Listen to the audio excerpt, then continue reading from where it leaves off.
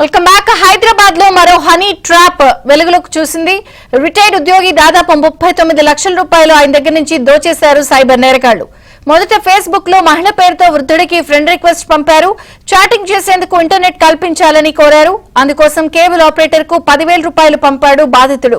ఆ తర్వాత ఫేస్బుక్ లో మహిళ స్పందించకపోవడంతో కేబుల్ ఆపరేటర్ తో వృద్ధుడు చాటింగ్ చేశాడు. ఆ మహిళ అనారోగ్యంతో ఆసుపత్రిలో చేరిందని తెలిపాడు. దీంతో రిటైర్డ్ ఉద్యోగి మరో 10 లక్షల రూపాయలు పంపాడు. ఇలా పలు విడతలుగా 38 లక్షల రూపాయలు 78,000 రూపాయలు కాజేశారు సైబర్ కేటుగాళ్లు. దీంతో మోసపోయానని గ్రహించి పోలీసులను ఆశ్రయించాడు వృద్ధుడు.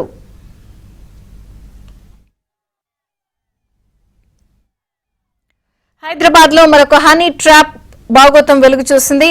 మహిళ దగ్గర నుంచి ఒక వృద్ధుడి దగ్గర నుంచి దాదాపుగా 70 లక్షలకు పైగా చిలుకు సైబర్ నేరగాళ్లు డబ్బులు దోచేశారు. ప్రవీణ్ వివరాలు అందిస్తారు. ప్రవీణ్, హైదరాబాద్ కి చెందినటువంటి విశ్రాంత ప్రభుత్వ ఉద్యోగి 70 సంవత్సరాల వృద్ధుడిని హనీ ట్రాప్ చేశారు సైబర్ నేరగాళ్లు. అయితే దాదాపు 38,73,000 రూపాయల వరకు కూడా సైబర్ కేటుగాళ్లు పలు దఫాలుగా అతని నుండి ట్రాన్స్ఫర్ చేయించుకొని మోసానికి కూడా పాల్పడినటువంటి పరిస్థితి ఉంది. మొదటగా ఫేస్బుక్ లో ఒక మహిళ పేరుతోటి ఒక ఫ్రెండ్ రిక్వెస్ట్ పంపించడం జరిగింది.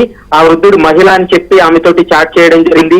చాట్ చేసినటువంటి సమయంలో చాట్ చేసేందుకు ఇంటర్నెట్ సదుపాయం కల్పించాలి అంటూ కూడా కేబుల్ ఆపరేటర్ పేరుతో ఒక నెంబర్ ఇవ్వబడించారు. ఆ నెంబర్ ఆపరేటర్ నమ్మి అతనితో మాట్లాడిన తర్వాత 10,000 రూపాయలు మొదటగా అతను ఆ వృద్ధుడు కూడా నమ్మి పంపించడం జరిగింది. అనంతరం మహిళ నుంచి ఫేస్బుక్ స్పందన లేకపోవడంతో ఎవరికైతే ఈ అమౌంట్ 10,000 ట్రాన్సాక్షన్ జరిగిందో ఆ కేబుల్ ఆపరేటర్ పేరుతో ఉన్నటువంటి వ్యక్తికి ఇతను కాల్ చేయడం కావచ్చు, లేదా చాటింగ్ చేసినటువంటి సమయంలో సదరు మహిళ జబ్బు పడిందని, ఆమె ఆసుపత్రిలో చికిత్స పొందుతుందని చెప్పడంతో మరొక 10 లక్షల రూపాయలు కూడా పంపించినటువంటి పరిస్థితి కనపడుతుంది.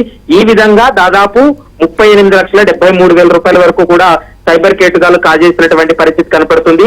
ఇటీవల కాలంలోనే ఈ విషయం అంతా కూడా సైబర్ నేరాలు మోసం చేస్తున్నాడని గ్రహించి స్థానికంగా ఉన్నటువంటి పోలీస్ స్టేషన్ లో కంప్లైంట్ చేయడంతో మొత్తం వాస్తవాలు కూడా బయటపడినటువంటి పరిస్థితి కూడా కనపడుతుంది. ఒక సైబర్ కేటుగాడు ఈ వ్యవహారం అంతా కూడా నడిపించాడని, తన తల్లి మైనర్ చెల్లితోటి చాటింగ్ చేశారని చెప్పి పోలీసులకు ఫిర్యాదు చేస్తానంటూ కూడా దాదాపు 10,50,000 రూపాయలు నగదును ట్రాన్సాక్షన్ చేయించడం జరిగింది. ఒక నకిలీ పోలీస్ అధికారి మాట్లాడుతున్నానని చెప్పి అతని పేరుతోటి కూడా డబ్బులు కూడా వసూలు కూడా పాల్పడినటువంటి పరిస్థితి ఉంది. ప్రస్తుతం వృద్ధులు ఇచ్చినటువంటి కంప్లైంట్ మేరకు పోలీసులు అయితే కేసు నమోదు చేసి ఇన్వెస్టిగేషన్ అయితే కొనసాగిస్తున్నారు. Thank you Praveen.